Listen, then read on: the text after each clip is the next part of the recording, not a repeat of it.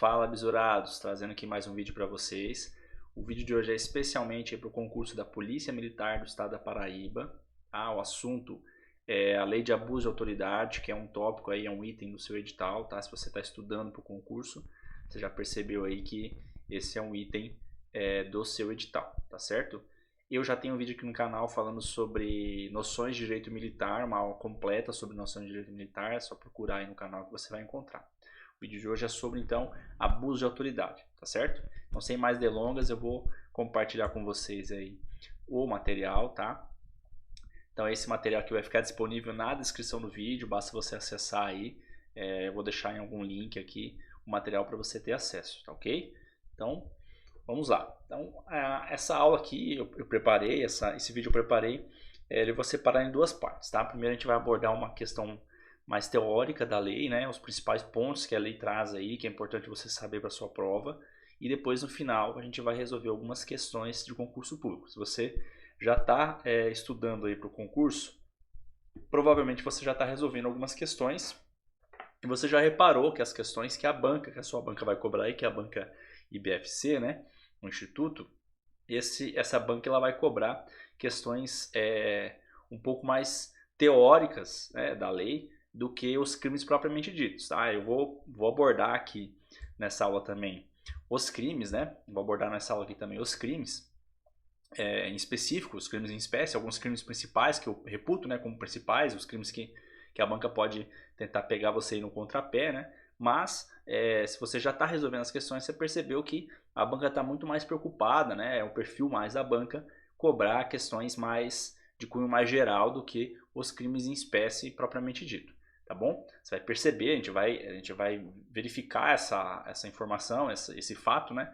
Quando a gente começar a resolver as questões no final do vídeo, tá bom? Então, os principais pontos que a lei traz aí, a lei de abuso de autoridade, que é a lei 13.869 de 2019, né? Uma lei relativamente nova, né? Se a gente for comparar com outras legislações penais que a gente tem aí no nosso ordenamento jurídico, é uma lei relativamente nova, tá? Então, há grandes chances aí da banca querer cobrar ela de você com mais ênfase, né, em comparação com outras legislações esparsas que nós temos aí no nosso ordenamento jurídico, tá certo? Então, os principais pontos aí. O principal ponto que você precisa se ater é o sujeito ativo do crime. Quem que é o sujeito ativo? Ou seja, aquele que pratica a conduta criminosa. É o agente público, tá? Lá no artigo 2º, parágrafo único da lei, ela vai definir para você o que é o agente público, tá? É aquele agente que, embora transitoriamente ou sem remuneração, exerça algum cargo, função, emprego, né, público, tá bom? Pode ser tanto na administração direta quanto na indireta, tá? Ou também na fundacional. Então, o agente público ele pode exercer cargo tanto na administração direta, na indireta ou fundacional.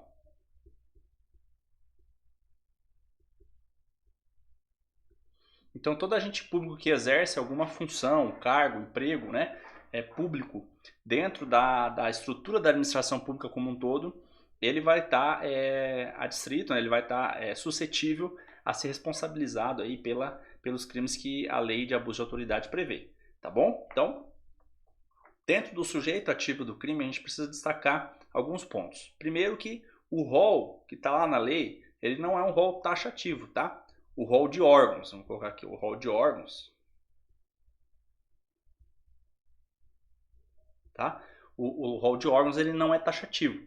Então você vai reparar lá na leitura do artigo 2º que a lei traz alguns órgãos, né? Alguns entes da administração pública que podem sofrer aí as sanções da lei de abuso de autoridade, tá? Então vai trazer lá membros do Ministério Público, né? Membros do Poder Judiciário, militares, né? Membros dos tribunais de conta, tá bom? Então esses órgãos, né? Esses agentes públicos que pertencem a esses órgãos podem sofrer as sanções da lei de abuso de autoridade, tá? Mas não só esses, tá? Então a próprio caput lá no finalzinho do caput do artigo 2º lá você vai verificar que ele destaca que esses são, né, alguns, mas não são só esses. Então pode ocorrer de algum outro órgão o membro de algum outro órgão que pode também sofrer as sanções aí da lei de abuso de autoridade, tá bom? Então, você precisa gravar que o rol não é taxativo, tá? Pode ser que a tua prova cobre assim, o rol de entidades, né, cujos agentes públicos pertencem é taxativo. Não, não é taxativo, tá? O rol do artigo 2º ele não é taxativo, tá bom? Então, outro ponto de destaque aqui também é que o agente público ele não precisa ser necessariamente um agente efetivo, tá? Então, os temporários e mesmo aqueles sem remuneração, às vezes pode surgir um agente público sem remuneração, em situações de voluntariado, por exemplo, né? Então, digamos que ocorreu aí, a gente tem visto com uma certa frequência, infelizmente, né? Alguns casos em que chove, né? Ocorre deslizamento de terra, enfim, essas questões de enchente, né? Então, muitas vezes, o poder público ele convoca aí as pessoas que querem, né? Exercer as funções de voluntariado para ajudar essas pessoas aí que sofreram com esses fenômenos naturais aí, né? Seja uma chuva torrencial, um deslizamento, enfim, qual for seja, né?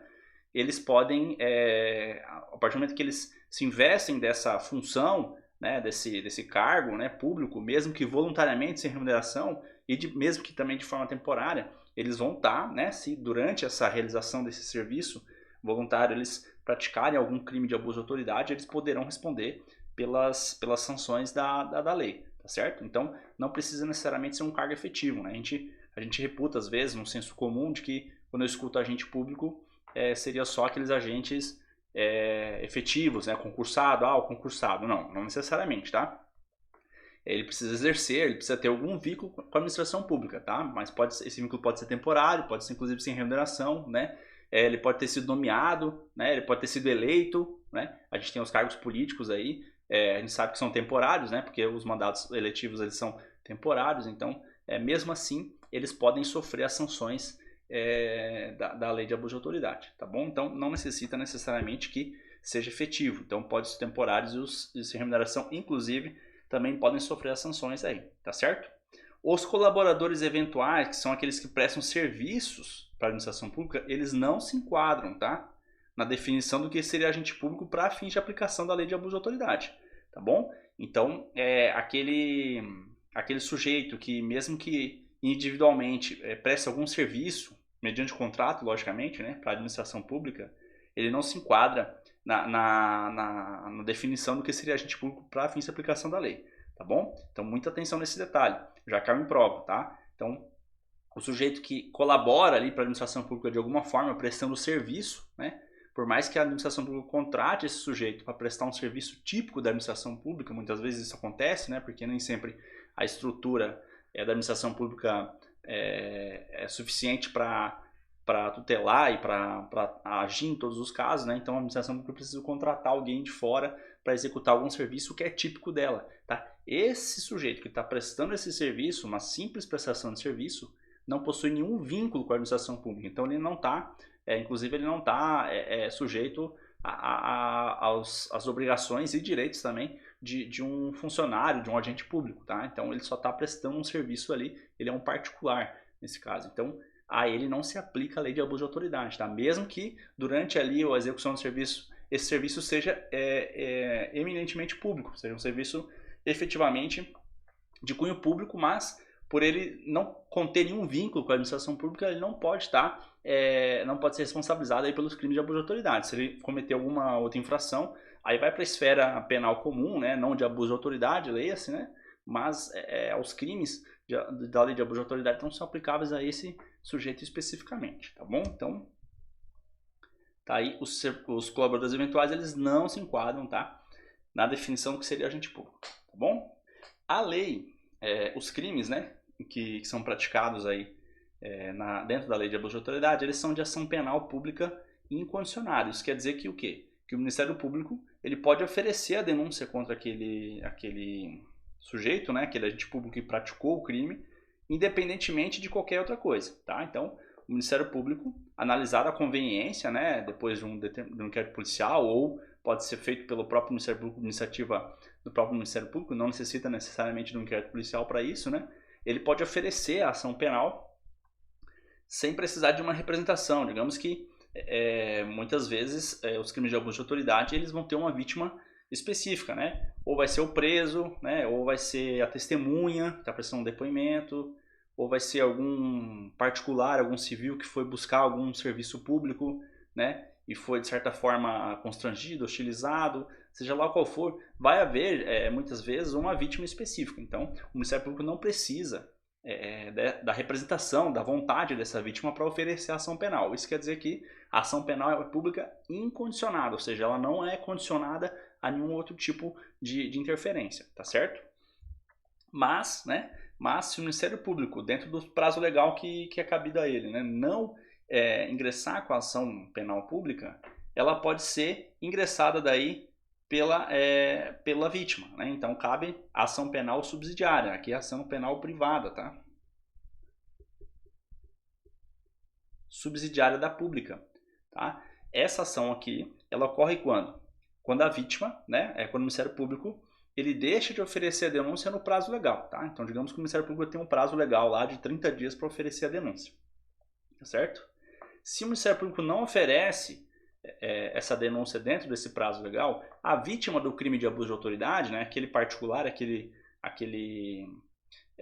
particular que sofreu o abuso ali, seja qual for o abuso, ele pode ingressar com a ação penal privada subsidiária da pública, tá? Então ele ingressa com uma ação penal, né, mediante queixa-crime, tentando responsabilizar aquele agente público que, de certa forma, causou o dano a ele, tá bom? Então cabe ação penal subsidiária da pública nos crimes de abuso de autoridade, tá certo? Então é possível essa configuração, tá? Então se o Ministério Público não apresenta denúncia no prazo legal, o particular pode ingressar, né, dentro do prazo de 6 meses, eu destaquei aqui, ó, prazo de 6 meses, tá? A contar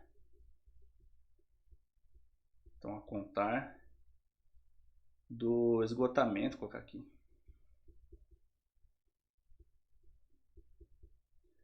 do prazo do MP, tá? Então, voltamos, né? O Ministério Público tinha lá o prazo para apresentar a denúncia, que é a ação penal pública incondicionada. Ele não apresentou, então hoje termina o prazo do Ministério Público para apresentar a denúncia. Ele não apresenta, então a vítima, né, a vítima desse crime de abuso de autoridade, ela tem a partir de hoje 6 meses para apresentar a ação penal subsidiária da pública. Se ela não apresentar essa ação penal, acontece que nós chamamos de decadência do direito. Ela perde esse direito, né, de oferecer a queixa-crime, né, e a queixa-crime, a ação penal subsidiária da pública, mediante queixa-crime, então ela perde esse direito de exercer essa prerrogativa de exercer esse direito, tá bom? O Ministério Público daí não poderia apresentar, o Ministério Público pode ainda apresentar, tá? Decai o direito apenas para a vítima, tá bom? Mas o Ministério Público pode, dentro do prazo prescricional, é lógico, apresentar a denúncia ainda assim, tá? Então, se o Ministério Público não apresentar a denúncia no prazo legal, ele pode apresentar futuramente, desde que o crime ainda não esteja prescrito. Então, uma vez que prescrito o crime, ele não poderia também apresentar a denúncia aí. Na verdade, até teoricamente falando, ele pode até apresentar a denúncia, mas o processo não vai acontecer, a denúncia não vai ser recebida porque há aí o lapso prescricional configurado, tá certo? Então, é importante você entender e saber que cabe ação penal subsidiária da pública nos crimes de abuso de autoridade, tá? Da lei lá 13.869, tá bom? Desde que o Ministério Público, dentro do prazo legal dele, não apresente a denúncia, tá certo? Então tá aí esse ponto. Aí nós temos aqui uma importante configuração também da lei, que são os efeitos da condenação, tá?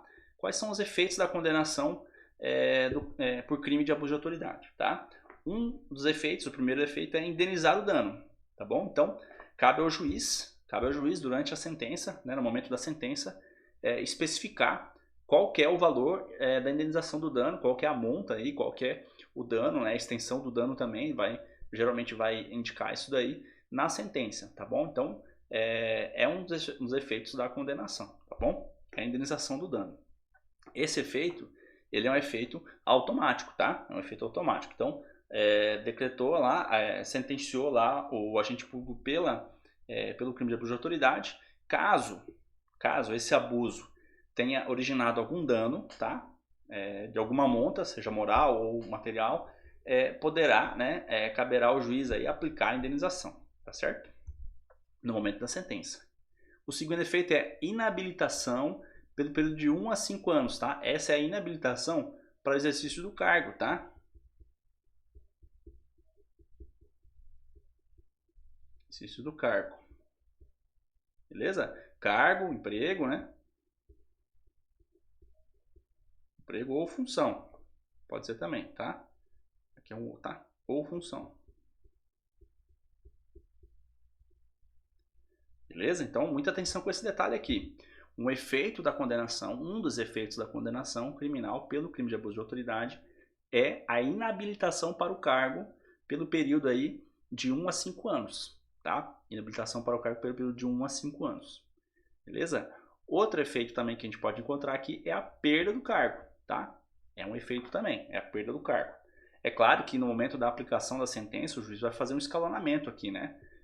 A inabilitação, né, é menos prejudicial, é menos severa do que a perda. Então, se cabe uma inabilitação, de acordo com as circunstâncias fáticas ali, as circunstâncias específicas do caso, aplica-se a inabilitação, tá? Se cabe a perda, aplica a perda. Se cabe só indenizar o dano, aplica indenizar o dano, tá bom? Essa verificação é feita no momento da dosimetria da pena na aplicação da sentença lá, depois que o sujeito, né, o agente público já tiver condenado, tá bom? Outro detalhe importantíssimo aqui. Esses dois efeitos aqui, inabilitação, né, e a perda do cargo, eles não são automáticos.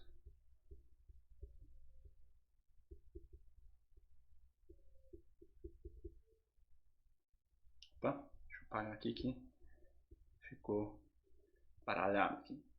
Então, esses efeitos, esses dois efeitos, eles não são automáticos, tá bom? É muito importante esse detalhe aqui, tá? Isso aqui pode cair na sua prova, é bem provável que vai cair. Se cair alguma questão de abuso de autoridade, provavelmente a banca vai explorar esse ponto aqui. Porque esses efeitos, eles não são automáticos, tá? A perda do cargo e a inabilitação, eles estão condicionados à reincidência, tá? Então, eles não são automáticos, estão condicionados, esses dois efeitos aqui estão condicionados à reincidência.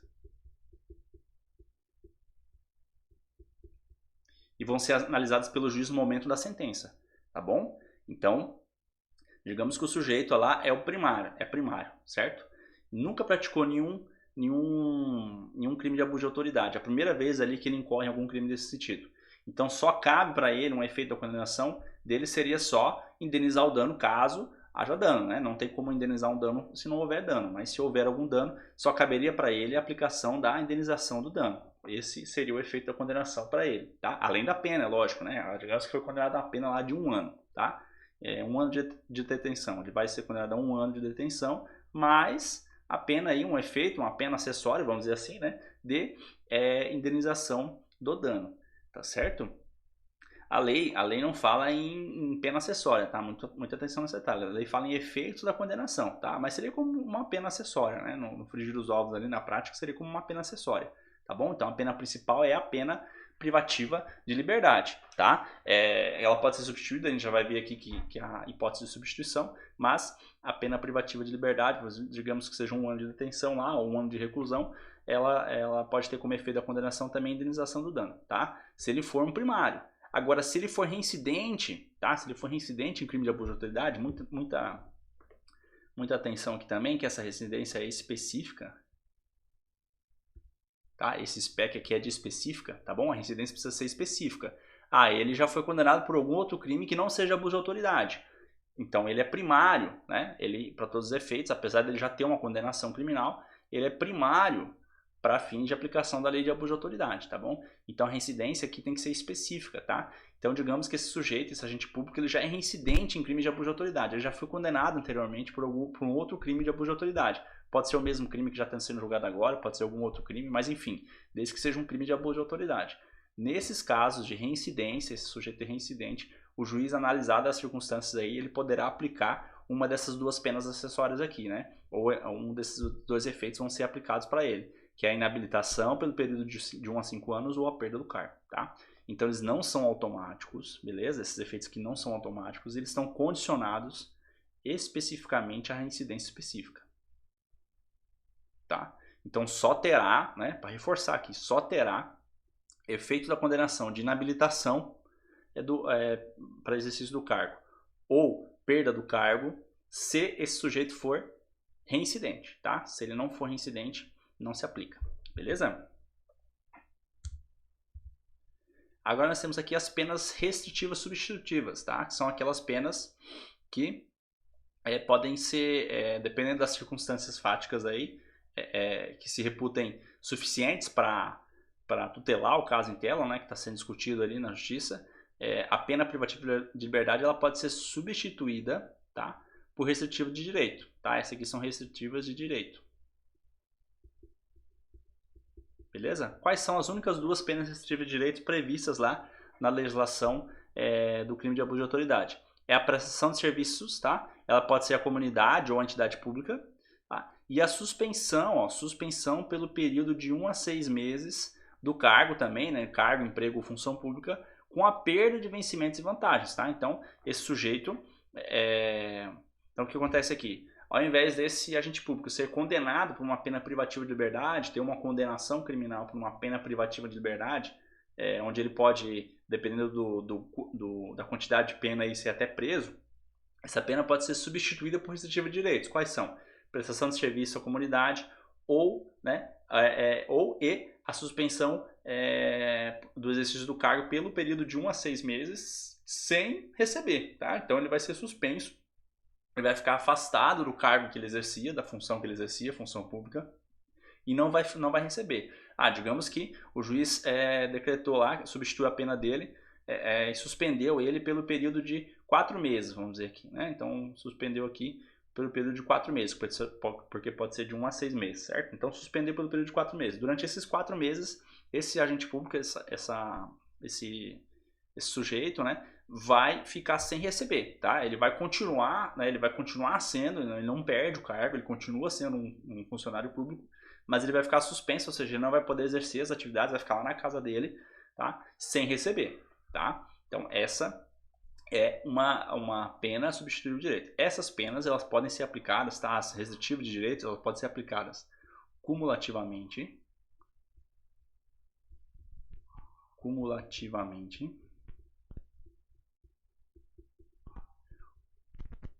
ou de forma autônoma.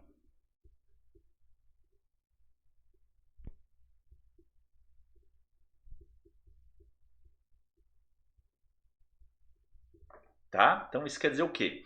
Que essa pena restritiva de direito, que substitui a privativa de liberdade, ela é uma pena substitutiva, ou seja, ele não vai ser condenado a 1 ano de reclusão, por exemplo, ele vai, na verdade, receber uma pena restritiva de direito.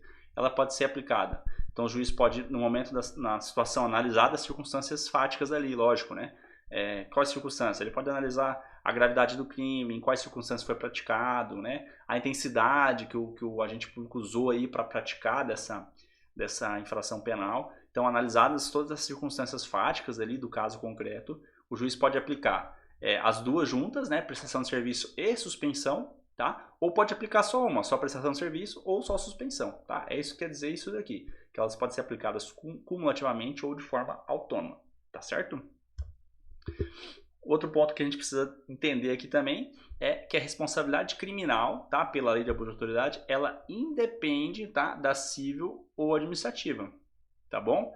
Então, muitas vezes acontece o seguinte: o agente público, ele tá, além dele poder ser responsabilizado na esfera criminal, ele pode também ser responsabilizado na esfera administrativa, mediante o quê? Mediante o PAD, né, o famoso procedimento administrativo disciplinar. Praticamente aí todos os órgãos, né, que compõem a administração pública, direta ou indireta, eles possuem aí uma estrutura, né, um funcionamento de processos administrativos, tá bom? Então, o que quer dizer isso? Que a responsabilidade criminal é independente da civil ou da administrativa. Se esse indivíduo, se esse agente público, ele for penalizado na esfera administrativa mediante PAD, mediante procedimento administrativo disciplinar, perdão, se ele for responsabilizado nessa esfera administrativa, não importa para a esfera criminal. Então, ele pode ser, ao mesmo tempo, responsabilizado na esfera administrativa, tanto também quanto na esfera criminal. Tá? Isso foi colocado aqui também, que elas independem. Ó. Então, a responsabilidade criminal independe da civil ou da administrativa, tá bom? Então, esse é o ponto. Então, não importa se ele está respondendo, mas ele não pode responder o processo criminal porque ele já está respondendo um processo administrativo. Não existe essa, tá? Então, se ele está respondendo o processo administrativo, é lá na esfera administrativa. Lá ele vai responder o processo administrativo. Se couber implicação penal, criminal, se couber persecução penal, couber denúncia, couber crime, ele vai responder também na esfera criminal, na justiça, tá certo? Então, é isso que quer dizer isso daqui, tá bom?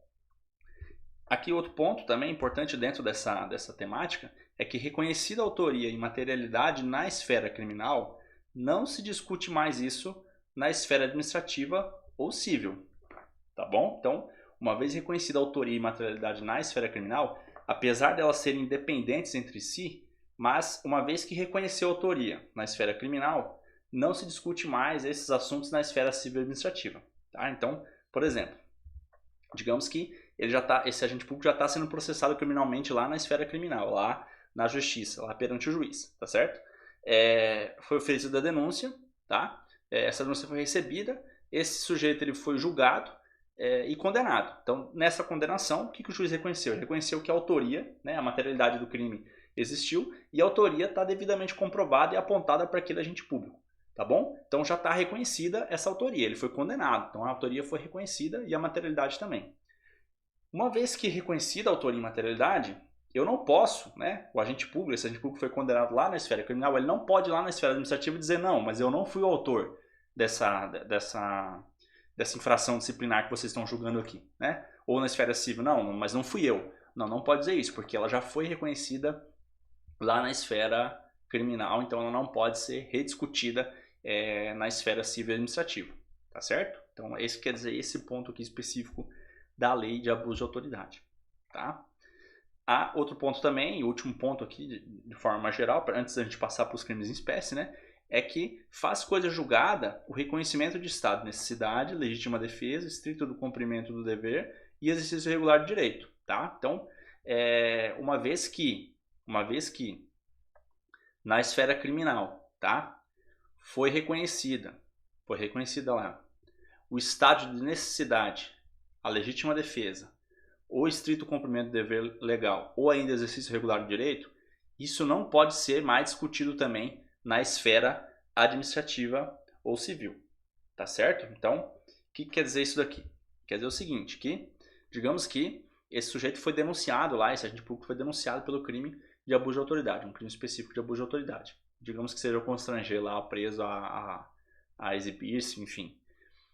Se dentro dessa esfera criminal for reconhecida que esse agente público praticou esse crime em estado de necessidade, em legítima defesa, ou em estrito cumprimento do dever legal, ou ainda no exercício regular do direito, essa decisão, né, essa decisão da justiça criminal, ela vai fazer coisa julgada nas esferas civil e administrativa, tá? Então, ou seja, esse fato não vai poder mais ser julgado na justiça na esfera administrativa ou na esfera civil, tá? Então esse fato não pode ser julgado, apesar da independência entre as esferas, ou seja, um procedimento administrativo não depende do resultado do procedimento criminal e vice-versa, mas o reconhecimento dessas exclusões de crime aqui, dessas exclusões específicas, que é o estado de necessidade, a legítima defesa, o estrito cumprimento do dever legal e o exercício regular do direito, o reconhecimento desse fato,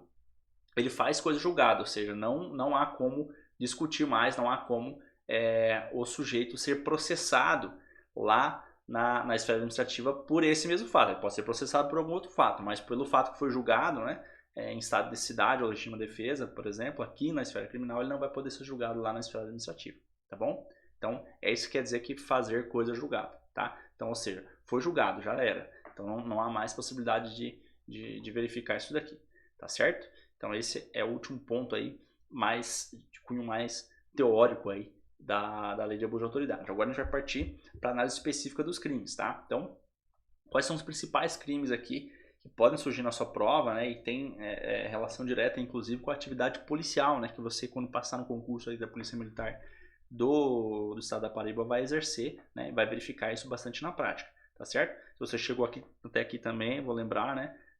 curte aí, compartilha, comenta, né? Para o YouTube entender que esse vídeo aqui tem uma certa relevância e vai te ajudar mais para frente, né? Ou pode ajudar outras pessoas também, tá certo? Então, quais são os principais crimes? Os principais crimes são: primeiro a gente vê aqui que é o constrangimento ilegal mediante violência, grave ameaça ou redução de capacidade, tá? Que é o artigo, lá do artigo 13.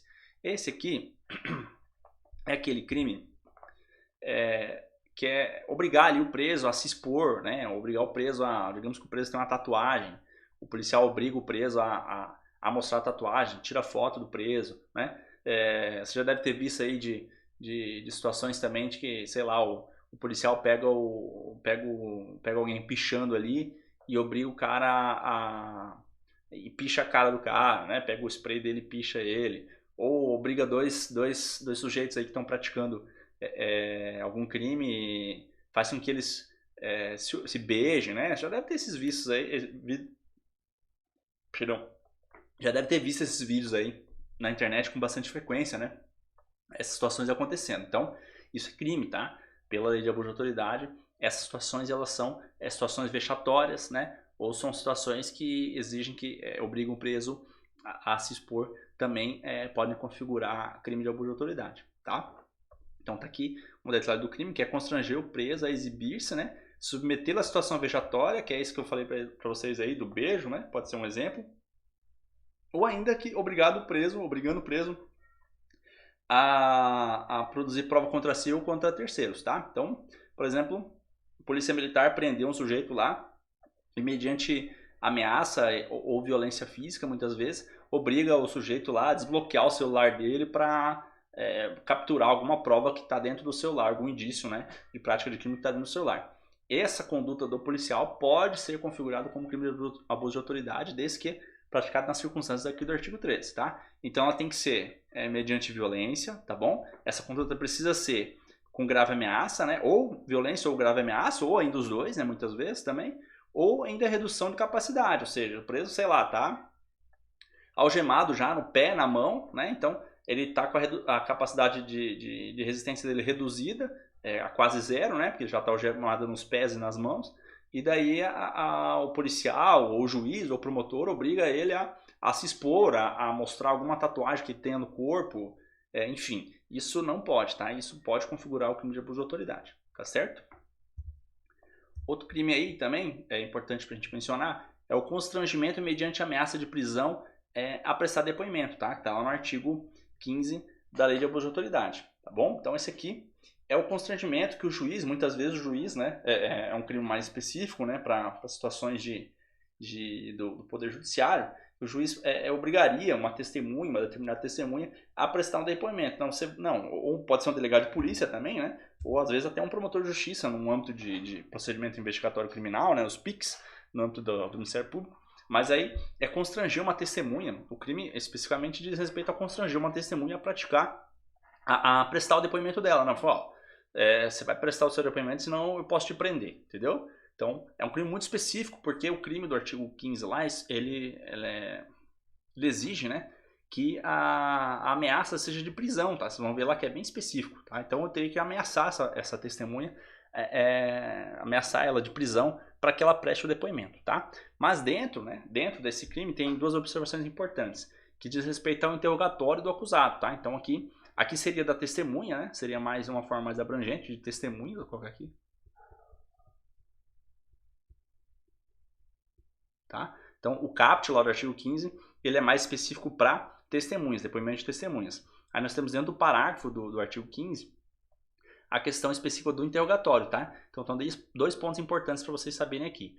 Interrogatório, o direito ao silêncio, tá? Então configura crime de abuso de autoridade o juiz ou promotor que tenta constranger aí o acusado a prestar o interrogatório mesmo depois que ele manifesta aí o direito ao silêncio dele, tá? Então ele foi advertido lá, o acusado ele falou, não quero, eu quero manter o meu silêncio, tá? Ou às vezes está lá no inquérito policial, né?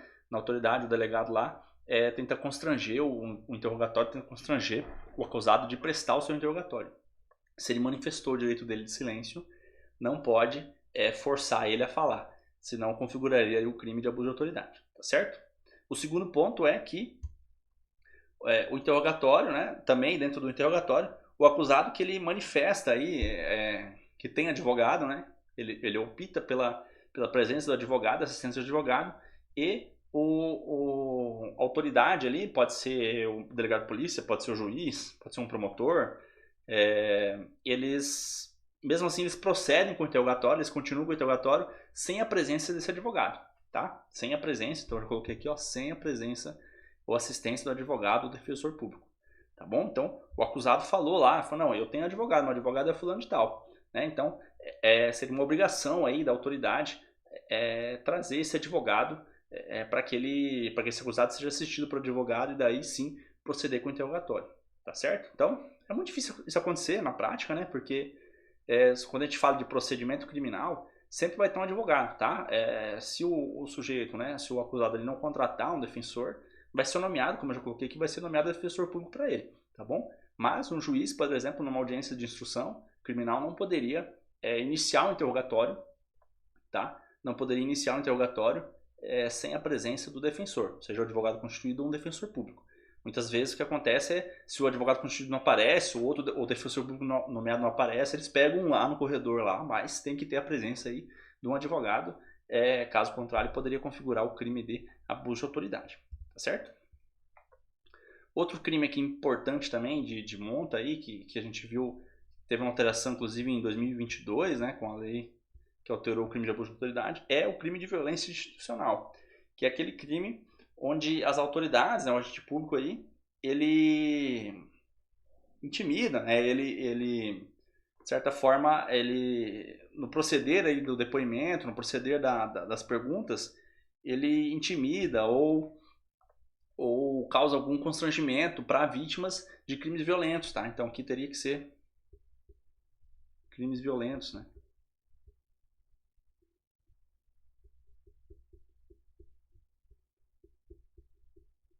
Tá? Crimes violentos. Então, digamos que a vítima sofreu um crime ali de roubo com emprego de arma de fogo, por exemplo, que é considerado como um crime violento porque a violência agrava a ameaça, né? Então, essa vítima vai prestar um depoimento, por exemplo, em juízo, aquele agente público, promotor ou juiz, por exemplo, que forçam essa vítima a relembrar os fatos, pressionam, né, essa vítima, de certa forma, eles podem incorrer nesse crime aqui de violência institucional, tá? Que é um crime de constrangimento aí, realmente, da vítima, tá bom? É um crime novo, é um crime de 2022, foi inserido, né, na lei de abuso de autoridade em 2022, tá certo?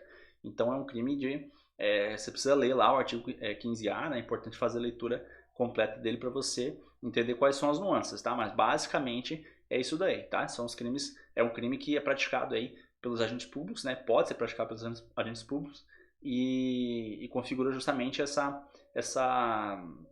prática, né, de sofrimento, né, impor algum tipo de sofrimento, né, de revitimização da vítima, né, enfim, tá certo? Dois pontos importantes desse crime também são o aumento de pena, tá? Então, ocorre um aumento de pena para o agente público, né, de 2/3 se ele permite que terceiro pratique, tá? Então, por exemplo, eu enquanto advogado, né, por exemplo, eu posso ir na audiência, né, e praticar esse tipo de conduta, né? Estou defendendo o interesse de um cliente e a vítima chega lá e eu pressiono essa vítima, causa alguma espécie de estresse nela, que faça ela reviver o momento traumático que ela viveu, enfim, pratico alguma pressão psicológica em cima dela.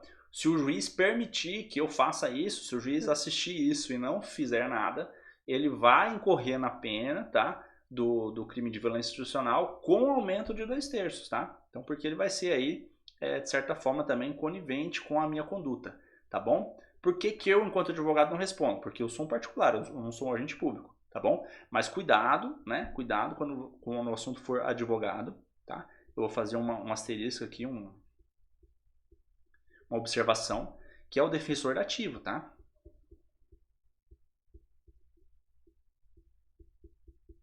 Beleza? É um adendo, é um parênteses, provavelmente não vai cair isso na sua prova, mas se cair você já está ligado. O defensor dativo, ele equipara-se ao agente público para fins legais, tá? Inclusive pela própria definição lá da lei de abuso de autoridade do artigo 2º, parágrafo 1º, que a gente já viu lá atrás, tá? Então, o defensor público, ele exerce um munus público, ele exerce uma função pública transitória, temporária, tá? Com remuneração inclusive, porque depois o Estado vai remunerar ele daquele serviço que ele prestou. Nesses casos, ele poderá responder pelos crimes de abuso de autoridade, né? Inclusive nessa situação que eu falei aqui da violência institucional. Então, digamos o mesmo exemplo meu aqui. Eu, enquanto advogado, né, eu sou advogado particular, mas muitas vezes eu sou nomeado para atuar como defensor ativo de acusados que não têm condição de contratar um advogado. Então, quando eu sou nomeado para essa função de defensor ativo, tá? Que é aquele defensor aquele advogado particular que exerce a função pública de defensor público, né? Muitas vezes em muitos locais não tem essa estrutura da defensoria pública suficiente para suprir todos os casos, então o Poder Judiciário nomeia advogados particulares para exercer essas funções. Enquanto eu estiver exercendo essa função de defensor ativo, eu sou um agente público para todos os fins legais, tá? Inclusive com a aplicação da lei de abuso de autoridade. Isso já é entendimento pacificado dos tribunais, tá certo? Então tá aí o crime de violência institucional, esses dois pontos. O segundo ponto eu não falei, né? Que é a pena em dobro, tá? Em caso de intimidação que gere revitimização, tá? Então, a pena é aplicada em dobro caso o juiz, o promotor, a autoridade ali, o agente público, intimide a vítima ao ponto de que ela seja revitimizada, ou seja, ela sofra de novo tudo aquilo que ela sofreu lá atrás, tá? Então ela já foi vítima de um crime violento, né? E mediante as perguntas, mediante a forma de condução ali do depoimento dessa vítima ou dessa testemunha, pode ser uma testemunha também, ela é revitimizada, ela revive tudo aquilo que ela viveu lá atrás, aí a pena seria aplicada em dobro, tá bom? Então esse é o crime de violência institucional. Próximo crime que merece destaque é o interrogatório em período noturno, tá? Que é aquele interrogatório do acusado que em período noturno, à noite, né? Então leia esse aqui de noite, tá? Então ele é proibido, tá? Sob pena de incorrer no crime do artigo 18 do crime da lei do crime de abuso de autoridade, tá? Salvo, então tem as exceções aqui, ó, salvo em caso de flagrante ou consentimento desde que assistido, tá? Então quais são essas exceções? Foi preso em flagrante, né? Acabou de ser preso em flagrante.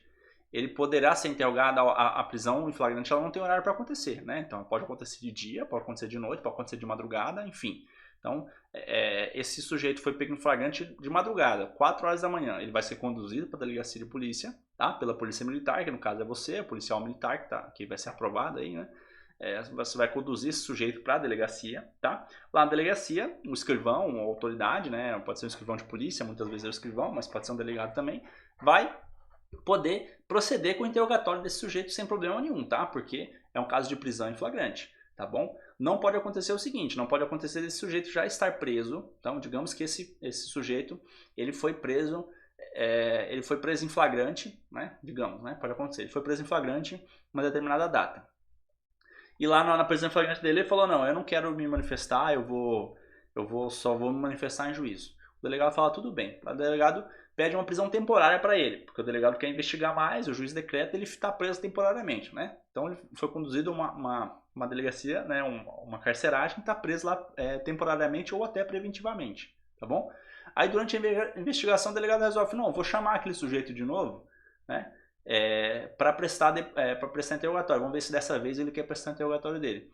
Então o delegado vai lá e chama ele de novo, tá? Durante o dia pode? Pode. Durante a noite não. Tá? Então durante o dia ele poderia, né? De tarde lá chama o cara vai lá, presta o interrogatório. Dessa vez ele quer falar porque ele quer tentar se livrar de algum jeito. Aí pode, durante a noite não pode, tá bom? Só se for em caso de flagrante delito, beleza? E também pode acontecer do consentimento, tá? Esse, mesmo que seja no período noturno, esse acusado ele pode consentir, tá? Mas esse consentimento ele tem que estar necessariamente assistido, tá? Uma exigência lá do artigo 18 é que ele esteja assistido. O que é assistido? Na presença do advogado, tá? Então, ele pode consentir em prestar o depoimento dele à noite? Pode, desde que ele esteja assistido por advogado, tá bom? Aí esse consentimento é válido. Se ele não for assistido por advogado, né? Se ele não estiver assistido, esse consentimento seria um consentimento inválido, tá? Ilegal, beleza? Por quê? Porque pressupõe-se aí que uma vez que ele está assistido por advogado, ele foi devidamente orientado, né? E ele está em plenas faculdades mentais ali, de livre e espontânea vontade mesmo, prestando um interrogatório, mesmo que no período noturno, mas ele está espontaneamente fazendo isso, tá certo? Então, se ele não tiver assistido, pode ocorrer futuramente a alegação de que ele foi coagido a prestar esse interrogatório, ou que ele assinou o consentimento de forma coagida, de forma com violência ou sob grave ameaça, tá certo? Então, o consentimento do acusado para prestar depoimento, né, para se submeter a interrogatório durante o período noturno, ele precisa estar assistido por defensor, tá? Ou em caso de flagrante delito, tá certo? Então, essas são as nuances aí desse crime de interrogatório em período noturno. Próximo crime que merece atenção é a invasão de domicílio sem consentimento, tá? Invasão de domicílio, né? Ou permanência, né? Sem consentimento, sem ordem legal ou fora das condições estabelecidas em lei. Quais são as condições estabelecidas em lei? Aqueles casos de flagrante delito, né? Para prestar socorro em caso de calamidade pública, né? Por exemplo, então a autoridade, o agente público pode ingressar na residência nesses casos sem consentimento ou sem uma ordem legal judicial para tanto, tá certo? Então, esse é um crime também previsto especificamente lá na Lei de Abuso de Autoridade, do artigo 22 da lei. Tá? Então é crime de abuso de autoridade ingressar, né, invadir um domicílio ou nele permanecer, né, sem o consentimento, sem uma ordem legal, sem o consentimento do morador, é lógico, né, sem o consentimento do morador, ou sem uma ordem legal, vou colocar aqui judicial, né, opa, deixa eu apagar aqui. Então uma ordem legal seria uma ordem judicial, tá, que leia-se judicial. Tá bom? Ou fora das condições estabelecidas na lei. O próprio artigo 22, o parágrafo 2º, salvo engano, ele traz, ele repete as hipóteses, mas as hipóteses já estão previstas na Constituição, tá? Previstas no CPP também, enfim. São aquelas casos de flagrante delito, né? Então, no caso de flagrante, identifiquei um flagrante, eu poderia adentrar a residência sem o consentimento, tá?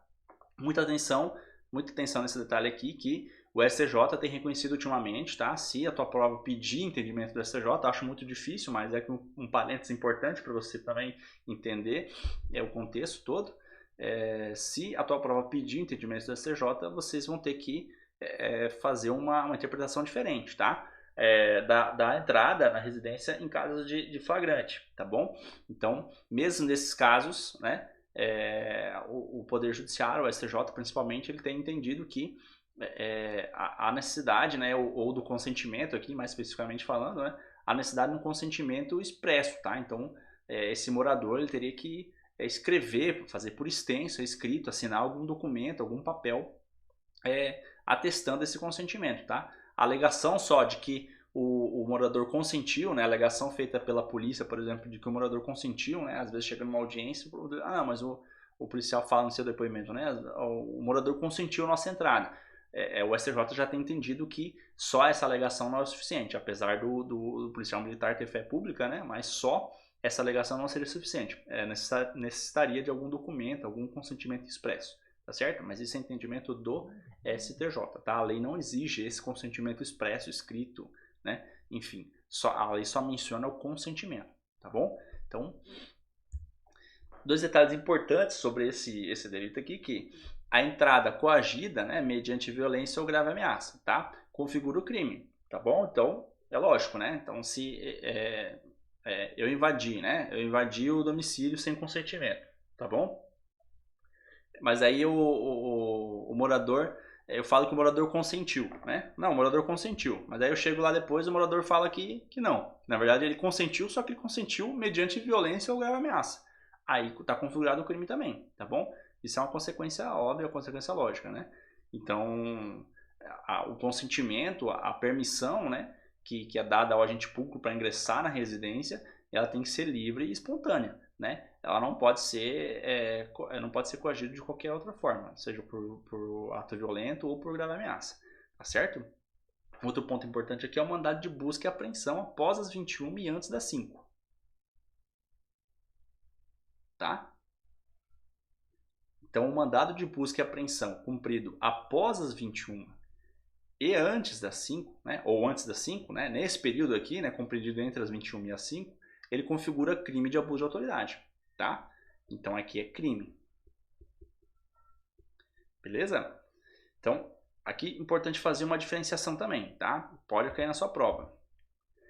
O mandado de busca e apreensão cumprido fora do horário diurno, né? Ou seja, o mandado de apreensão cumprido dentro do período noturno, ele é ilegal. Mas ele pode ser crime se ele for cumprido entre as 21 e as 5 da manhã, tá? Então, para você entender, considera-se aí período diurno, né? Considera-se, né? Não há uma lei específica falando qual que é o período noturno, qual que é o período diurno, né? Mas entende-se, né?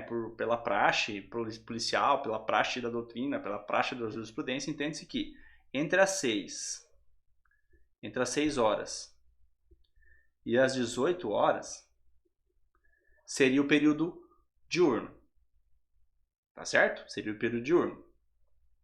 E daí, consequentemente, fora desses horários seria o período noturno, tá bom? Então, esse aqui seria o período diurno. Então, o mandado de prisão cumprido, o mandado de busca e apreensão, ou prisão, né? Cumprido entre as 6 da manhã e as 18 horas é válido, tá? Vou colocar aqui, é válido. Beleza? O mandado de busca e apreensão cumprido entre as 18 horas, que já seria o período noturno, a partir das 18 horas, né? Até às 6 horas da manhã, é ilegal.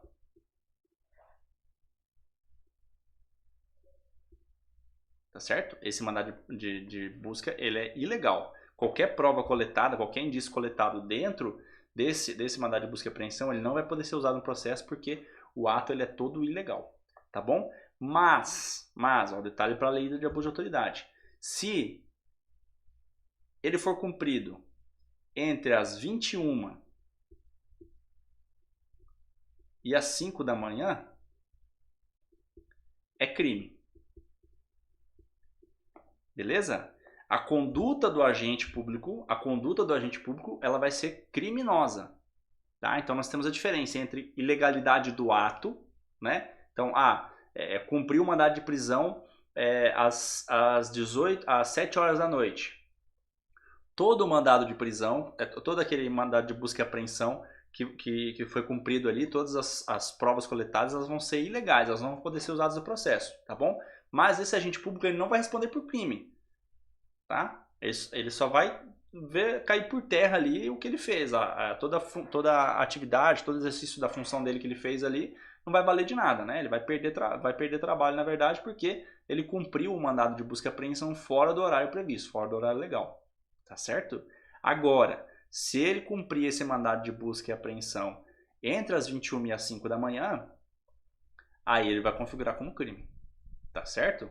Então, nesse exemplo que eu coloquei aqui para vocês, né? Nesse exemplo das 6 às 18, tá? Eu cumpri o mandado de prisão 6h30 da manhã, mandado de busca e apreensão, tá? Cumpri o mandado de busca e apreensão 6h30 da manhã. É válido? É válido, tá? Então, tudo que eu coletei desse mandado de busca e apreensão, tá ok. Vou poder levar para o processo, vou poder levar para o inquérito policial e depois para o processo tranquilamente. Não vai ter nenhum problema. É plenamente válido essa busca e apreensão. Cumprir o mandado de busca e apreensão entre 8h30 da noite. Cumprir o mandado de busca e apreensão 8h30 da noite. É válido esse mandado? Não, é ilegal. O mandado de busca e apreensão ele é ilegal. Ele não vai poder, as provas coletadas não vão poder ser utilizadas, tá? Então, tudo que eu fiz aqui não valeu de nada. É ilegal. Eu cumpri o mandado de busca e apreensão 5h30 da manhã. Ilegal, tá? Porque o período diurno considera-se a partir das 6 horas da manhã, tá certo? Então, 5h30 da manhã seria ainda período noturno, então é ilegal o mandado de busca e apreensão.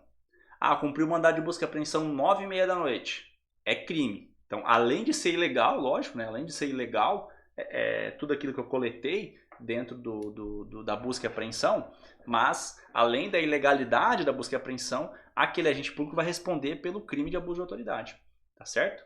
Então, o crime de abuso de autoridade está contido dentro da ilegalidade do mandado de busca e apreensão. Então, qualquer horário depois das 6 da tarde já é ilegal a busca e apreensão, até as 6 horas da manhã do outro dia, tá certo? mas só vai configurar o crime se for entre as 21 e as 5 da manhã. Tá bom? Então, espero que tenha ficado claro nesse ponto aí.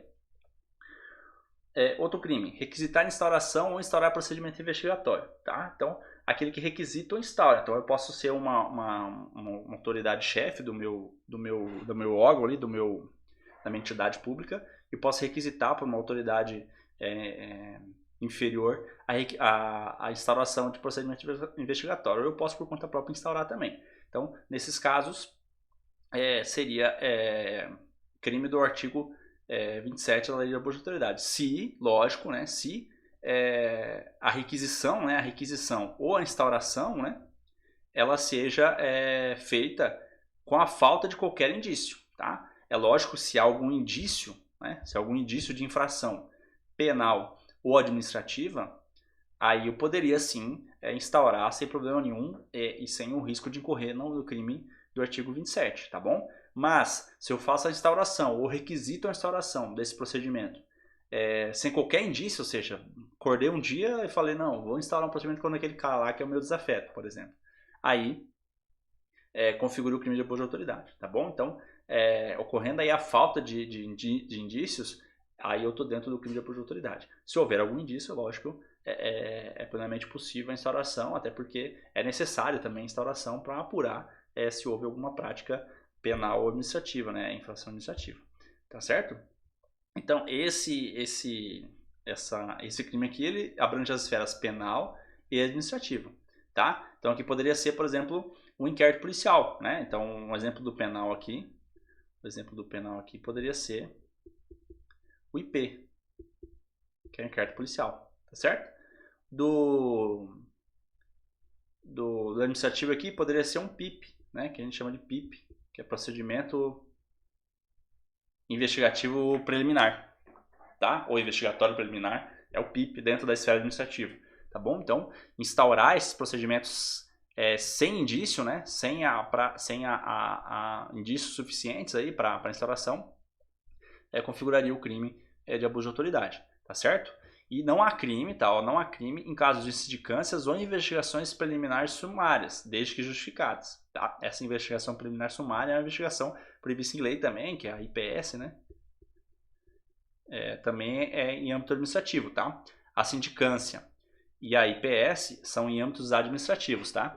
Então, não há crime no caso de instauração desses procedimentos, tá? Desde que justificado, tá bom? O que, de certa forma, um parênteses aqui também, uma opinião minha, torna, de certa forma, inócuo aí a aplicação desse crime na esfera administrativa, né? Por quê? Porque, além da sindicância e da investigação preliminar sumária, não sobra muitos outros procedimentos investigatórios preliminares aí para enquadrar dentro do crime, tá bom? Mas, enfim, o legislador quis ressalvar essa hipótese aí. Então, é importante você saber que não há crime, né? Quando em caso de sindicância ou da IPS, né, da investigação preliminar sumária, desde que justificado. Então tem que ter uma justificativa para a instauração desse procedimento, é lógico, né? Tá certo? Próximo. Dá início ao proceder à persecução penal civil ou administrativa, tá? Então ela é penal, civil ou administrativa, sem justa causa ou contra inocente, tá? Então aqui tem duas configurações aqui. Então ele pode ser sem justa causa, ou seja, sem uma justa causa realmente, né, sem um motivo plausível, né, para instauração, ou contra, né, pessoas que você sabe que é inocente, tá bom? Então, que é delegado de polícia, por exemplo, ou melhor dizendo, aqui já é na esfera penal, né? Então teria que ser, por exemplo, o juiz, por exemplo, né, ou o promotor de justiça ofereceu a denúncia sem justa causa, né? Poderia incorrer aí no crime de abuso de autoridade, tá? Ou ofereceu a denúncia contra a pessoa que ele sabia que era inocente, tá? Então pode também incorrer aí no crime de abuso de autoridade, tá? Importante você entender para esse crime aqui do artigo 30 que ele abrange as 3 esferas, tá? Então é a penal, a civil e a administrativa, tá bom? Pode cair na sua prova, né? Assim como já caiu, se não me engano, que esse crime do artigo 30 ele abrangeria só a esfera penal. Na esfera civil e administrativa não caberia. Cabe sim, tá? Então se eu instaurar, por exemplo, eu trouxe aqui exemplos, né? Na esfera penal, se eu instaurar uma ação penal, né, sem justa causa ou contra a pessoa que eu sei que é inocente, eu posso incorrer aqui no crime de abuso de autoridade. Se eu ingressar com uma ação de improbidade, que seria a esfera civil, né? Ação de improbidade seria na esfera civil, um exemplo da esfera civil, né? Sem justa causa, contra a pessoa que eu sei que é inocente, poderia incorrer aqui no crime de abuso de autoridade. Ou se eu iniciar um PAD, outro exemplo, que é o exemplo da esfera administrativa, né? Então vamos puxar a setinha aqui administrativa, esse aqui seria da civil, e esse aqui seria da esfera penal. Se eu ingressar com um PAD, um procedimento administrativo disciplinar, contra alguém sem justa causa, ou que eu sei que é inocente, sabidamente é inocente, é reconhecidamente inocente, e eu sei que a pessoa é inocente, eu poderia incorrer aí no crime de abuso de autoridade. Tá certo? Então, esses são os crimes, né? Agora eu vou trazer algumas questões aqui para vocês da banca IBFC, né? Que é a banca que vai realizar aí o certame, o concurso da Polícia Militar do Estado da Paraíba. Tá? Então, esse concurso aqui de 2023 para agente de segurança socioeducativa. Com relação aos crimes, né, de que trata a lei de abuso de autoridade, assinar a alternativa incorreta. Tá? As condutas descritas, incorreta, beleza? As condutas descritas nesta lei, né, na lei de abuso de autoridade, constituem crime de abuso de autoridade quando praticadas pelo agente com a finalidade específica de prejudicar outrem ou beneficiar a si mesmos ou a terceiro, ou ainda por mero capricho ou satisfação pessoal. Essa questão aqui está correta, tá? Então ele quer incorreta. Essa aqui está correta, tá bom? Esse é outro detalhe importante da lei também. Só vai ser crime de abuso de autoridade, então só vai ser crime de abuso de autoridade se a conduta desse sujeito, tá? Desse agente público, se encaixar lá nos crimes, houver um encaixe, a subsunção da norma ao fato, que a gente costuma chamar dessa forma, né? Então se houver esse encaixe. Então, os crimes que a gente tinha colocado lá, eu instaurei procedimento investigativo contra um sujeito sem indícios, por exemplo.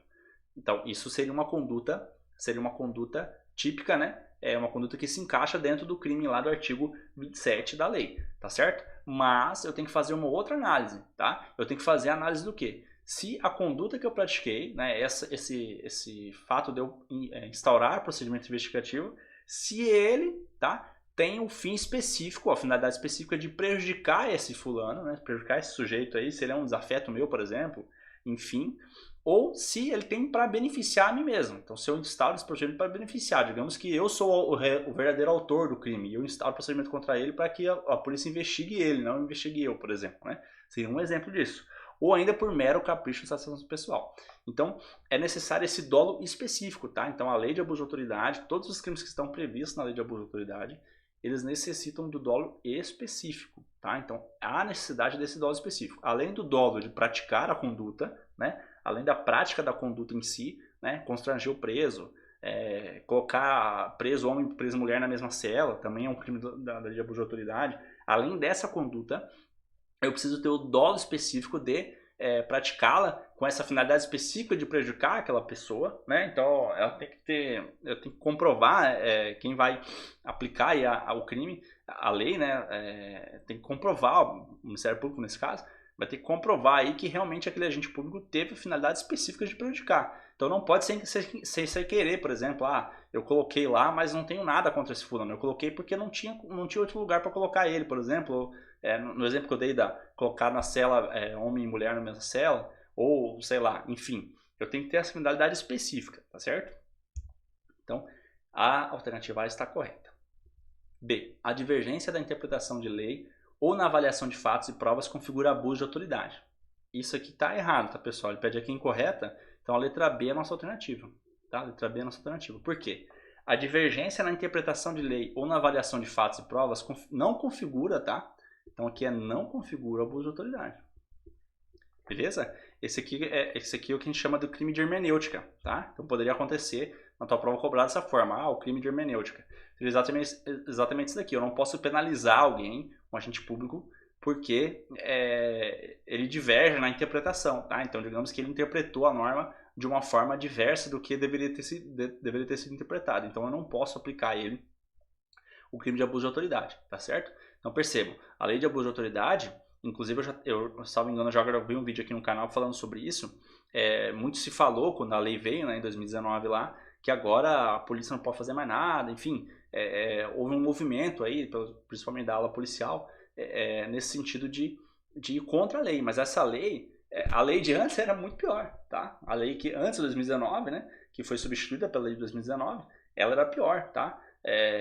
Para citar como exemplo aí, a perda do cargo, por exemplo, que a gente viu aqui agora que não é um efeito automático, está condicionada à reincidência e a análise feita pelo juiz. Antigamente, antes da lei de 2019, ela era automática. Então, uma vez condenado por abuso de autoridade, você já perdia o cargo automaticamente. Agora ela já não é mais automática, tá? Então, a nova lei também já traz a finalidade específica, que é a doutrinativa A aqui também. Já traz aqui que a divergência de interpretação da lei não configura o crime, tá? Então, ela apesar dos crimes, né, especificamente os crimes em específico, as penas terem sido aumentadas, né, realmente elas foram aumentadas, mas para que chegue na pena, para que chegue uma condenação, tem que passar por todos esses filtros aqui, que são muito subjetivos e, de certa forma, difíceis de configurar na prática, né? Então, a minha visão é que ela é uma lei mais branda, tá? A lei de abuso de autoridade, ela deu um tirado no pé ali, tirou o pé um pouquinho e não é tão severa contra a lei antiga, tá bom? Então, a alternativa B é a nossa alternativa correta, tá? Por que as outras estão erradas? É sujeito ativo do crime, alternativa C aqui, ó. É sujeito ativo do crime de abuso de autoridade qualquer agente público, beleza? Servidor ou não, tá? Então ele pode ser servidor ou não, ou seja, lembra aqueles fatos que eu falei que ele pode ser um servidor efetivo, ou pode ser um contratado temporário também, né? Da administração direta, indireta ou fundacional, de qualquer dos poderes da União, dos estados, do Distrito Federal, municípios e territórios. Perfeito, tá? Então é isso daqui mesmo. Letra D. Repute-se agente público para os efeitos desta lei todo aquele que exerce, ainda que transitoriamente ou sem remuneração, por eleição, nomeação, designação, contratação, qualquer outra forma de investidura ou vínculo, mandato, cargo, emprego ou função em órgão ou entidade de administração direta, indireta ou fundacional, de qualquer dos poderes da União, dos estados, do Distrito Federal, dos municípios e dos territórios. Isso aqui é exatamente o que está escrito lá no artigo 2º, parágrafo único. Beleza? É exatamente o que está escrito lá. Copia e cola da lei. Então, esse aqui é a definição de agente público para fins de aplicação da lei penal, tá? Às vezes, sei lá, você está estudando aí direito administrativo e tem uma outra definição, né? Mas para fins de aplicação da lei de abuso de autoridade, essa aqui é a definição de agente público, tá bom? Então, tem aí o nosso gabarito de letra B. Próxima. Excluem-se do alcance da lei de abuso de autoridade. Quem que exclui-se, tá? Quem são os membros, né? Quem são os agentes públicos que não estão sujeitos, né, à aplicação da lei de abuso de autoridade. Os membros do Poder Legislativo, os membros do Poder Público, do Ministério Público, não. Isso aqui aplica sim a lei para eles, eu já falei para vocês, né? Membros do Poder Executivo, os membros do Tribunal de Contas também aplica. Os colaboradores da administração pública, esse pessoal aqui não se aplica, tá? Esses colaboradores da administração pública são aqueles eventuais que eu falei para vocês, lembra? Eventuais, que são os prestadores de serviço. Podem ser, né? Beleza? Esses aqui, para eles não se aplica a lei de abuso de autoridade. Para todos os outros aqui das outras alternativas se aplica, tá? Então se aplica aos servidores públicos e militares, se aplica, né? Aos membros do Conselho de Contas, membros do Poder Judiciário, se aplica, beleza? Se aplica também aos tribunais de conta, né? E do Poder Executivo, ao governador, por exemplo, aplica, né? Ao Poder Legislativo, aplica a um deputado federal, por exemplo, aplica, tá? Aplica-se a um promotor de justiça, que é o membro do Ministério Público, aplica também, tá? Aplica a um juiz, que é do Poder Judiciário, aplica também, tá certo? Só não aplica aos colaboradores da administração pública, beleza? Esse rol aqui, lembra que eu falei para você, esse rol aqui, ele tá basicamente todo ele lá no artigo, tá? As autoridades, né? Tá lá no artigo 2º, tá? Da lei, beleza? Lembrando que esse rol não é taxativo, tá? Pode ser que apareça algum outro órgão aqui, algum outro poder legislativo. Poder é difícil, né? Porque nós só temos 3 poderes, né? Mas pode aparecer alguma entidade, algum órgão aqui e ele cobrar de você e você falar que não. Aplica-se sim, né? Então, sei lá, ele pode cobrar sei lá, funcionários do INSS, por exemplo. Aplica-se a lei de abuso de autoridade? Aplica-se, né? Por quê? Porque, um exemplo, né? Exemplo. Vou colocar aqui, funcionários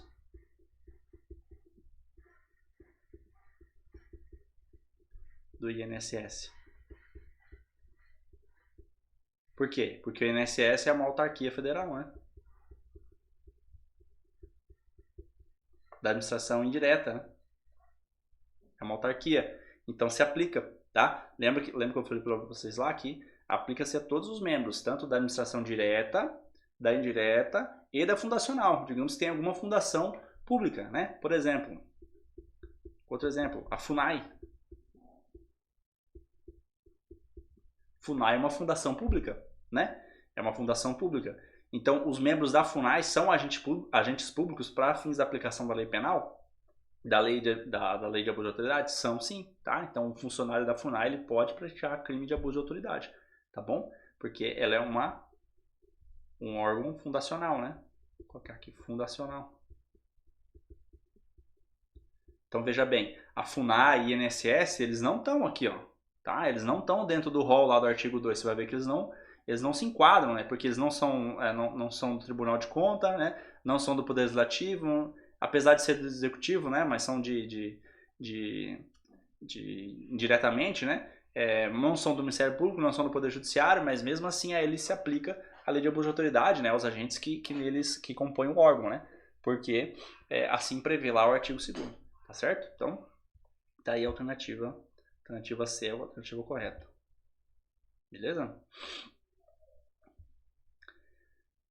Próxima questão. De acordo com as previsões contidas, de acordo com as previsões contidas na lei número 13.869, né, lei de abuso de autoridade, assinala a alternativa correta, tá?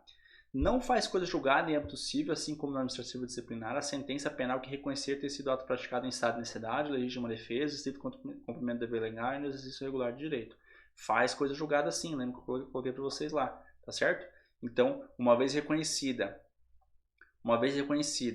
na sentença penal, uma vez reconhecido no âmbito criminal, na sentença penal, que aquele agente público praticou o crime de abuso de autoridade em estado de necessidade, por exemplo, não consigo pensar em um exemplo agora, mas, enfim, em estado de necessidade, uma vez reconhecido esse estado de necessidade, eu não posso discutir esse crime no âmbito civil, né, ou no âmbito administrativo. Não posso discutir esse fato, né, no âmbito civil administrativo. Por quê? Porque já está configurado, já está reconhecido que ele praticou esse ato, né, esse agente público praticou esse ato em estado de necessidade. Então, não há que se falar em punição dele. Tá certo? Então, alternativa B. As penas previstas nesta lei serão aplicadas com dependência das sanções de natureza civil ou administrativa cabíveis. Não, lembra que eu coloquei para vocês? Independe, tá? Independe. Percebam que isso aqui é a banca IBFC, tá, pessoal? É a questão anterior também, banca IBFC, que é a banca do seu concurso. Vamos ver que ela cobra bem aquela primeira parte que eu lembro que eu falei para vocês, ela cobra bem aquela primeira parte da lei de abuso de autoridade, né? E os crimes em espécie, ela de certa forma deixa meio de escanteio, né? Ela quer saber mais se você entende a estrutura da lei, como a lei funciona, tá certo? Então, independe, né? Independe das sanções de natureza civil ou criminal. Então, não importa se ele foi perseguido lá na esfera administrativa, não importa se ele recebeu uma sentença desfavorável na esfera civil. Na esfera penal, ele vai continuar respondendo da mesma forma, tá certo? As responsabilidades civil e administrativa são independentes da criminal, tá certo? Até aqui tá certo. Não se podendo mais questionar sobre a existência ou autoria do fato quando essas questões tenham sido decididas no juízo criminal. Corretíssimo, a alternativa C é a nossa alternativa, tá? Por quê? Porque uma vez que se questionou, uma vez que se reconheceu a existência e a autoria do fato, né, na esfera criminal, isso não pode mais ser rediscutido na esfera civil ou administrativa. Beleza? Letra D. Por que a letra D está errada? Não tipifica o crime de violência institucional a conduta de submeter a vítima de infração penal ou a testemunha de crimes violentos a procedimentos desnecessários, repetitivos. Esse aqui é exatamente o crime de violência institucional, tá? Então, a parte não tipifica aqui que está errada, tá? Então, submeter a vítima ou a testemunha de crime violento a procedimentos desnecessários, repetitivos ou invasivos que levem essas pessoas a reviver a infração penal sem estrita necessidade, além do necessário, né, vamos colocar assim,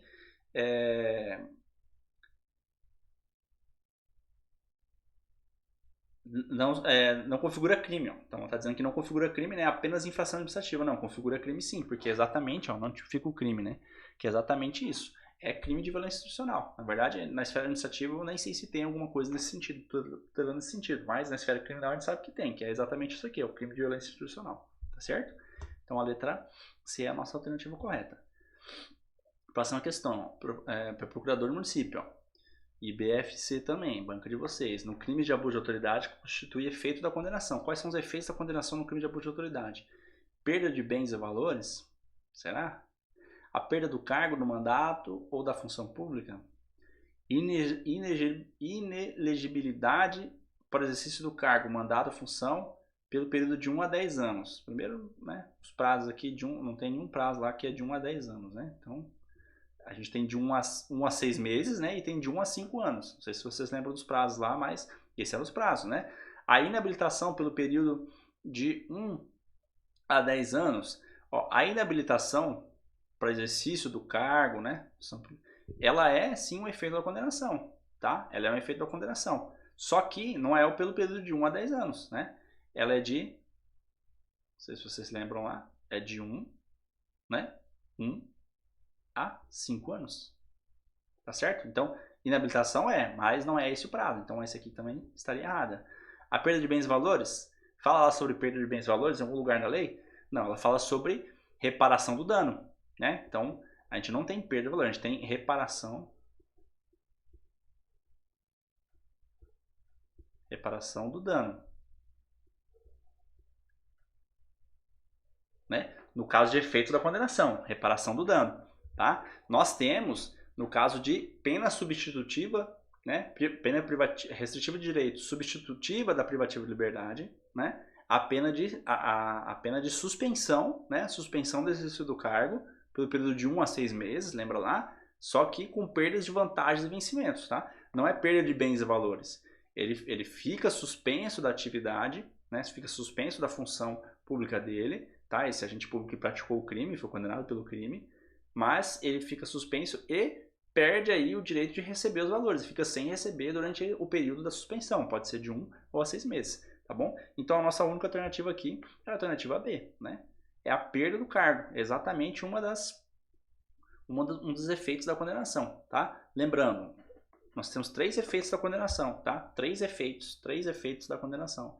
Nós temos a reparação do dano, né? Reparação do dano, que uma vez que ocorrer o dano, nem todos os crimes, muita atenção também, nem todos os crimes da lei de abuso de autoridade, eles geram dano. Pode ser que tenha ocorrido algum crime da lei de abuso de autoridade que não gerou algum dano, tá bom? Pode ser que aconteça, mas em caso de ocorrência de dano, a reparação do dano, tá? A reparação do dano é um efeito automático, então ela vai acontecer, o juiz vai ter que na sentença determinar qual que é a indenização, a reparação desse dano, tá certo? Aí nós temos o segundo efeito, que é a inabilitação para o exercício do cargo. Então, ele vai ficar inabilitado para o período do cargo, ou seja, ele não está habilitado pelo período de 1 a 5 anos.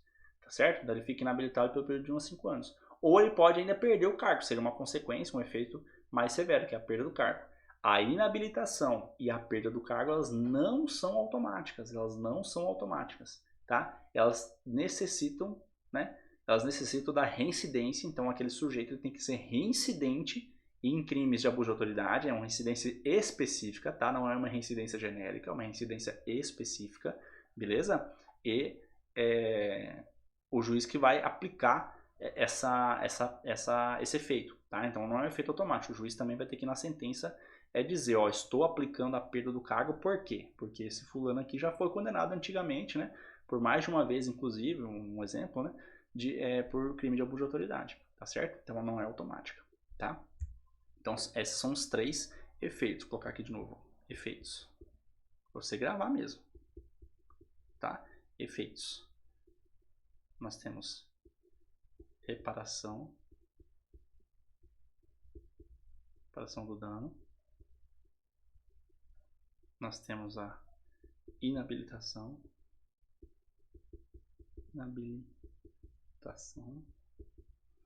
E nós temos a perda do cargo.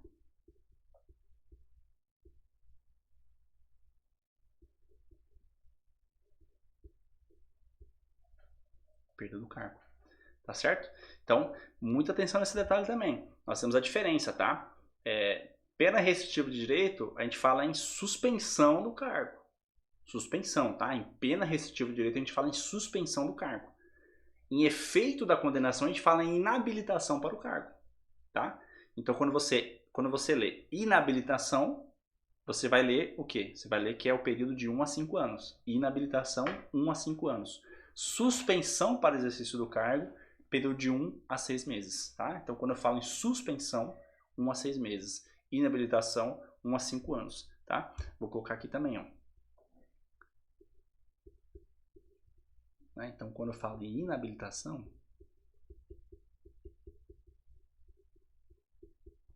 inabilitação é um efeito. Tá?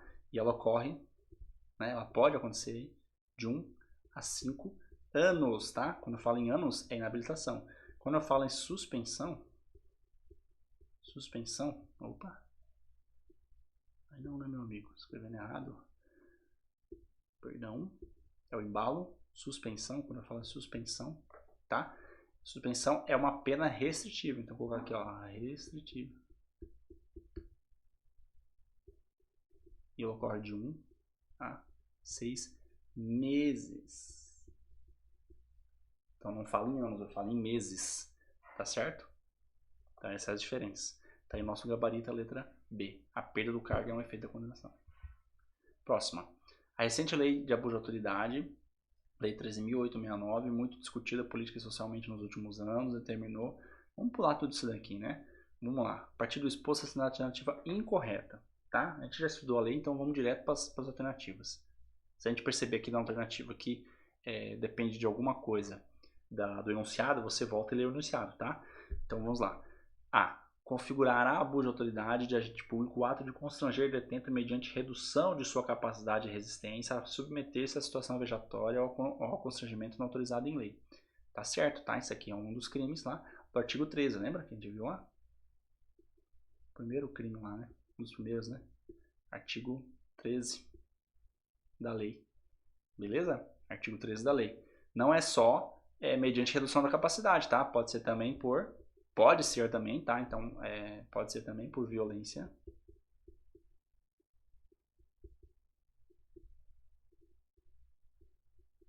ou grave ameaça. Beleza? Então, pode ser por violência, grave ameaça ou redução da capacidade, tá? Mas a questão aqui não falou que é só mediante redução da capacidade, falou que é mediante redução da capacidade. Então, a alternativa está correta, tá bom? Letra B. Configurará abuso de autoridade de agente público o ato de constranger a depor sob ameaça de prisão pessoa que, em razão do exercício da profissão, tem o dever de resguardar sigilo profissional. Esse aqui também está correto, tá? Por mais que a gente não explorou ali atrás, a gente falou mais da testemunha, né? Obrigar a testemunha a depor, mas obrigar, por exemplo, um padre, né, a depor do que o acusado confessou para ele no confessionário, por exemplo, configura o crime de abuso de autoridade, né? Obrigar o advogado a depor sobre o que o cliente compartilhou com ele em entrevista reservada, também configura abuso de autoridade, porque o advogado tem essa prerrogativa, né, esse direito e esse dever, na verdade, de guardar sigilo das informações que ele recebe do cliente, entendeu? Então, esses configuram crimes de abuso de autoridade, tá certo? Letra C. Configurará abuso de autoridade de agente público o ato de constranger depoente prosseguindo com seu interrogatório sempre que esse tenha decidido exercer o direito a silêncio. Tá certíssimo, tá? Então, sempre quando o acusado fala, não, eu vou exercer meu direito a silêncio, eu quero exercer meu direito a silêncio, e a autoridade ou a agente público constranger ele a prestar o interrogatório, a falar, vai configurar o crime de abuso de autoridade, tá bom? Então só sobrou a D, né? Vamos ver. Configurará abuso de autoridade de agente público o ato de constranger depoente, ok, a prosseguir no seu depoimento, ok, ainda que na presença do seu defensor, sempre que o mesmo optar pela presença do defensor advogado. Ó, quando ele estiver na presença do defensor dele, tá? Ainda que na presença do defensor.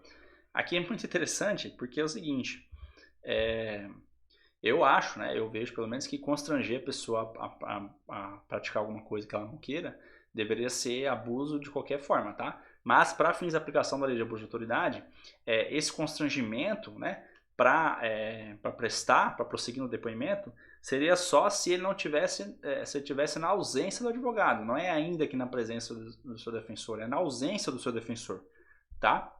Então, para fins de aplicação da lei não na presença. Então, se o advogado estiver presente, né, constranger ele a prestar depoimento não seria crime de abuso de autoridade, poderia ser alguma outra infração, né, ética do profissional, do membro do Ministério Público, do Poder Judiciário, que poderia acarretar em alguma denúncia ao órgão de classe daquele agente público, tá? Mas crime não seria, tá bom?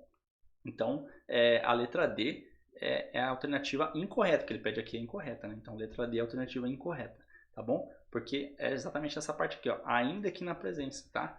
Então, aqui deveria constar assim: configurará abuso de autoridade de agente público, o ato de constranger o depoente a prosseguir no seu interrogatório na ausência de defensor, tá? Então, se colocasse aqui na ausência de defensor, a alternativa estaria corretíssima, tá bom? Então, tá aí, a letra D é o nosso gabarito. Tá certo? Vamos ver se tem mais aqui, tem mais. Então, vamos lá. Nos termos da lei 13.869, Lei de Abuso de Autoridade, essa é a alternativa correta. Os crimes previstos nessa lei são de ação penal pública incondicionada e de ação penal pública condicionada à representação. Tá errado, né? Então, elas não são condicionadas à representação. Lembra que eu falei? Pode acontecer do Ministério Público não apresentar a denúncia no prazo legal e a vítima poder apresentar a ação penal subsidiária, tá? Mas isso não é uma representação, é uma ação subsidiária, uma ação penal que substitui a pública, subsidiária, tá? Então, ela apresenta uma ação penal pública subsidiária à pública incondicionada, tá bom? Ação penal privada, melhor dizendo, subsidiária à pública incondicionada. Então, não é uma representação, tá bom? Então, não tem a possibilidade aí de ação penal pública condicionada à representação na lei de abuso de autoridade. B. Não será admitida ação privada se a ação penal pública não for intentada no prazo legal. Tá errada também, né? Será admitida, acabei de falar. Então, será admitida sim.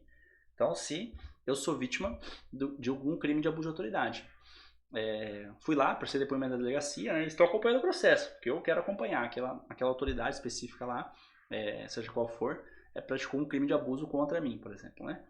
E eu estou acompanhando o processo e vi que o promotor não apresentou a denúncia, né? O prazo que o promotor tinha para apresentar a denúncia era ontem e eu fui lá no processo, olhei e vi que ele não apresentou a denúncia. Eu posso, a partir de hoje, apresentar uma ação privada, né? Uma queixa-crime, né? Que a ação privada ela só é iniciada, né? Ela só é proposta mediante queixa-crime, tá? Então, quando eu falo em ação pública, vai ser sempre denúncia, tá? Quando eu falo em ação privada, vai ser queixa-crime.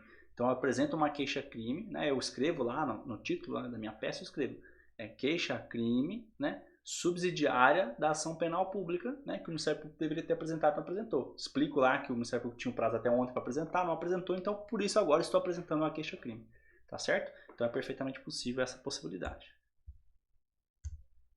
Beleza? Então, letra C. Esta lei prevê as penas restritivas de direito substitutivas das privativas de liberdade, que são a prestação de serviço à comunidade. Então, quais são as penas substitutivas das privativas de liberdade? Prestação de serviço à comunidade né? Ou entidade pública, beleza, até aqui ok.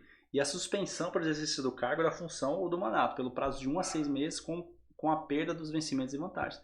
Perfeitamente, né? Essa é a nossa alternativa. Essas são as penas restritivas de direito que substituem as privativas de liberdade, tá bom? Por que a letra D está errada? As penas restritivas de direito não podem ser aplicadas autonomamente. Ou seja, ela está dizendo o seguinte, que eu não posso aplicar um serviço à comunidade e apenas, né, ou apenas a suspensão do exercício do cargo. Eu teria que aplicar sempre as duas juntas. Não, tá? Eu posso aplicar tanto autonomamente quanto cumulativamente. Então ela está errada, dizendo que não podem ser aplicadas. Beleza? A letra C, então a alternativa correta. Mais uma questão aí, ó, para a Defensoria Pública do Estado do Mato Grosso, Mesa Bank, BFC, cargo de analista na área de advogado. Uma questão já de nível mais superior, né, em relação às outras questões que a gente tem resolvendo. Vamos ver o que a banca tem cobrado nesse nível. Entre as penas restritivas de direitos previstas expressamente na Lei de Abuso de Autoridade, pode ser citadas. Então, de novo, quais são as penas restritivas de direito, né? A perda de bens ou valores, de novo falando em perda de bens e valores, a perda de bens e valores não é uma pena restritiva de direito da Lei de Abuso de Autoridade, pode ser uma pena restritiva de direito de cunho mais geral, né? Mas em relação à Lei de Abuso de Autoridade, não, tá bom? Então cuidado para não confundir, às vezes você está estudando para a prova, está estudando lá direito penal comum, né? Aqui também é direito penal comum, né? Mas está estudando lá o Código Penal e viu lá, talvez, que seria uma pena restritiva de direito a perda de bens e valores. E aí traz aqui para a Lei de Abuso de Autoridade confundindo as coisas. Não. Para a Lei de Abuso de Autoridade, não é uma pena restritiva de direito a perda de bens e valores. A prestação pecuniária é? Também não, não há essa previsão na lei. A perda do pátrio poder? Também não. Isso aqui tem a ver lá com o direito da criança e do adolescente, né? A letra D, prestação de serviço à comunidade e entidades públicas? Exatamente isso daqui. Tá? Então, essa alternativa D é a alternativa correta. Beleza? Então, veja bem, prestação pecuniária, muitas vezes a gente vê também no direito penal comum, né? Desculpa, no direito penal, né? Porque aqui também, a lei de abuso de autoridade também, quer dizer, o direito penal comum, como eu trabalho aqui no canal bastante com o direito penal militar, né? A gente fica entre esse direito penal militar e o direito penal comum, tá? No direito penal, lá no Código Penal, né? Nós vemos também que há penas restritivas de direito de prestação de serviço ou prestação pecuniária, tá? Ou as penas substitutivas, né? A gente vê bastante essa questão da prestação pecuniária, tá bom? Mas a prestação pecuniária na lei de abuso de autoridade não é uma pena restritiva, tá? Não há essa possibilidade de prestação pecuniária, tá? Até porque há a possibilidade do efeito da condenação de indenização, tá? Então, não há essa previsão na lei de abuso de autoridade. Só a previsão da prestação de serviço à comunidade. Qual seria a outra pena restritiva de direito? A suspensão, né? Suspensão para o exercício do cargo. Seria outra pena restritiva de direito. Tá certo? Então, a nossa alternativa correta é a alternativa D. Vamos ver se tem mais questão. Não, eram essas questões que eu tinha que trazer para vocês, tá? Esse era o conteúdo que eu queria abordar com vocês. E espero que tenha servido de alguma forma aí para o seu crescimento e para o seu conhecimento aí em relação à prova da Polícia Militar do Estado da Paraíba, tá? Relembrando que esse aqui é um vídeo especial para o concurso, tá? Abordando o que a banca cobra. E eu tenho aqui no canal outros vídeos, né? Falando sobre abuso de autoridade também de uma forma mais geral, para outras provas ou de uma forma mais abrangente, né? Então, se você tiver curiosidade, dá uma olhada lá, certo? Então, deixo aqui meu abraço, até a próxima e vamos nessa!